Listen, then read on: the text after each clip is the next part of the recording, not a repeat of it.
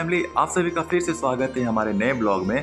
पिछले ब्लॉग में आपने देखा था तिलक और ये है शादी का ब्लॉग। आप इनके चेहरे से देख सकते हैं कि भाई कितना खुश है शादी को लेकर के। फिर जहाँ बारात ठहरा हुआ था वहाँ से हम लोग को बारात लेके जाना था भाभी के घर तक, और जो भी अरेंजमेंट था हो चुका था, जाने के लिए बारात तैयार हो गया था। लेकिन हम कुछ शूट नहीं कर पाए थे बिकॉज हम थे दूल्हे की गाड़ी में, और जो भी थोड़ा बहुत कोशिश किए शूट करने का, जो पटाखे वगैरह छूट रहे थे बट अच्छे से आ नहीं पाया था।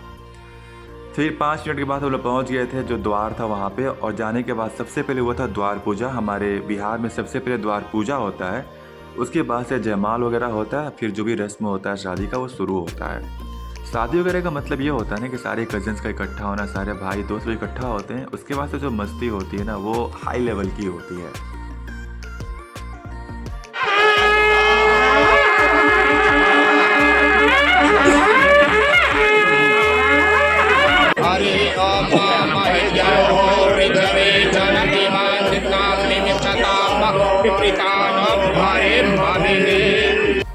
अच्छा, आप बताना कि आपको गर्मी की शादी फिर ठंडी की शादी कौन सी शादी अच्छी लगती है? पर्सनली तो ठंडी की शादी काफ़ी अच्छी होती है, आदमी मस्त एंजॉय कर पाता है। फिर हम लोग चले गए थे कॉफ़ी लेने के लिए। वहाँ जाके देखे तो छोटा भाई यहाँ पे मस्त चाट का लुत्फ़ उठा रहा था। फिर हम लोग कॉफ़ी वगैरह लिए और कॉफ़ी वगैरह पी करके आ गए थे वापस, बिकॉज द्वार पूजा खत्म हो गया था। इसके बाद से शुरू होना था जयमाल। तो प्रिंस भाई के साथ जो स्टेज था उधर हम लोग को जाना था बैठने के लिए।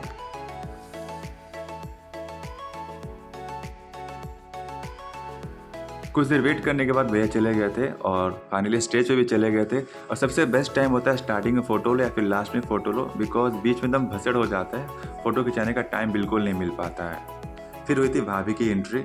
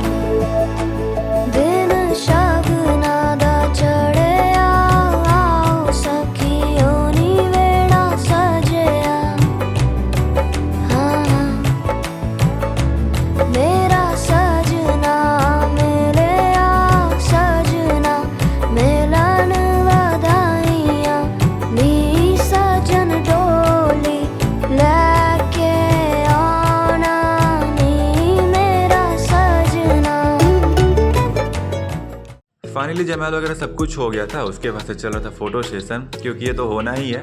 उसके बाद से प्रिंस भी हम लोग को पैसे दिखा रहे थे, लिफाफा दिखा रहे थे जो मिल रहा था। और ये है मेरी प्यारी प्यारी भतीजी और भांजी, दोनों की दोनों।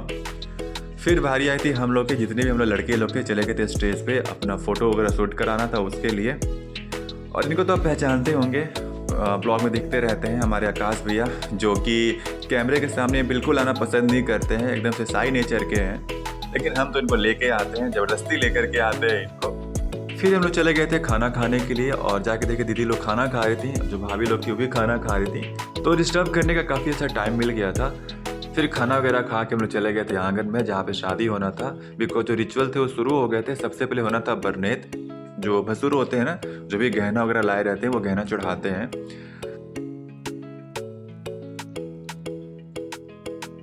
कुछ देर इंतज़ार करने के बाद ये वाला जो रस्म था ये भी पूरा हो गया था।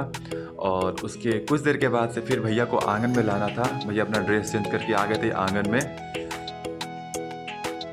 जितनी भी स्टेट्स हैं ना अपने भारत में, तो सब जगह अलग अलग रस्में होती हैं, रिचुअल्स होते हैं शादी वगैरह करने की। तो यहाँ पे जब भैया आंगन में आए थे तो यहाँ का अलग रिचुअल होता है। हमारे बिहार का आप देख सकते हैं, काफ़ी यूनिक होता है, शायद आपने कभी पहले नहीं देखा होगा, जो भी हमारे फ्रेंड्स दिल्ली वगैरह के, हिमाचल के हैं। जो रस्म था वो पूरा हो गया था, और जो कुछ आंटी और भाभी लोग बची थी वो लोग उसको पूरा कर रही थी। उसके बाद से वेट हो रहा था भाभी का, क्योंकि अब शादी होनी थी और सबसे पहले कन्यादान होना था।